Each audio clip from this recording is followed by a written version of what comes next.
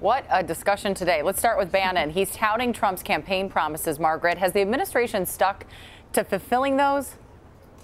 Many of them, in terms of the things that could be accomplished with simple executive orders, they've at least started the process on. In terms of building the wall, clearly that's not built, but you've already had a diplomatic blow up, and you've got the secretaries of Homeland Security and State down in Mexico trying to work with officials there to ease tensions and sort of orderly roll out this expelling of illegal immigrants from the U.S. to Mexico, even when those immigrants are not Mexican. And that's some of the complicated diplomacy and work that still hasn't been ironed out to sort of complete the sentence that President Trump started.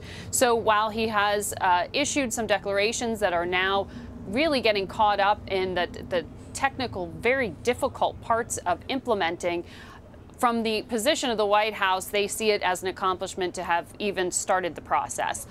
What I would say is some of the most difficult, thorniest, and really the things you very much have to get right as a political leader are the things that impact Americans at home, and that's their health care. So getting that plan to repeal and replace Obamacare, as the president promised, he hasn't done yet. He's promised that's coming in March, but you've got to work with those Republicans on Capitol Hill. And I thought it was really interesting that in that 30-minute conversation at the conservative session today, Steve Bannon did not once use the word Republican. He, to be very clear, does not view himself as one. When he was talking about a new political order, he is describing a very different view and a very different approach to conservatism than the man sitting next to him, Reince Priebus, the chief of staff. So a big part of that today was optics to say, look, we need, as this populist movement, the Trump movement, to get Republican buy-in when it comes to getting those big things like Obamacare and tax reform through. Because remember,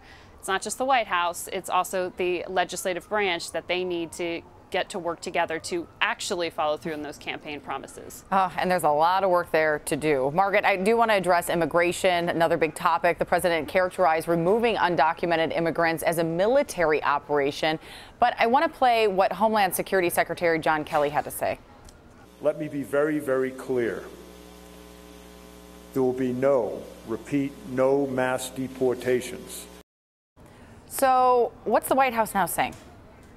Well, White House spokesman Sean Spicer later tried to clarify, saying when the president said military operation, he wasn't actually talking about one. He was using it as an adjective to describe what he views as an efficient rate of deportation that has happened since he signed that executive order to expel illegal migrants who have been accused of or charged with crimes. So that is actually a really important clarification for the Homeland Security chief and the Secretary of State, who today were standing in Mexico trying to basically soothe some anxiety there. There is very real concern among the Mexican populace. This is front page news across Mexico right now.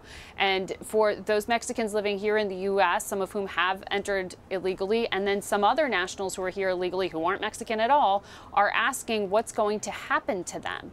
And so with Secretary Kelly trying to sort of calm down the room to have the president say this in a way that describes what he's trying to argue is a legal and humane operation carried out by law enforcement as something involving the military, really in many ways hurt his message and certainly the message of the Secretary of State. So whether this was a slip of the tongue or not, you've got to be clear. When the President of the United States is speaking, that is front page news. Getting it to be precise on something this sensitive is important. And that is something that in this remark today, President Trump might have hurt himself on. Probably going to be some discussions about that. Margaret Brennan, thank you so much.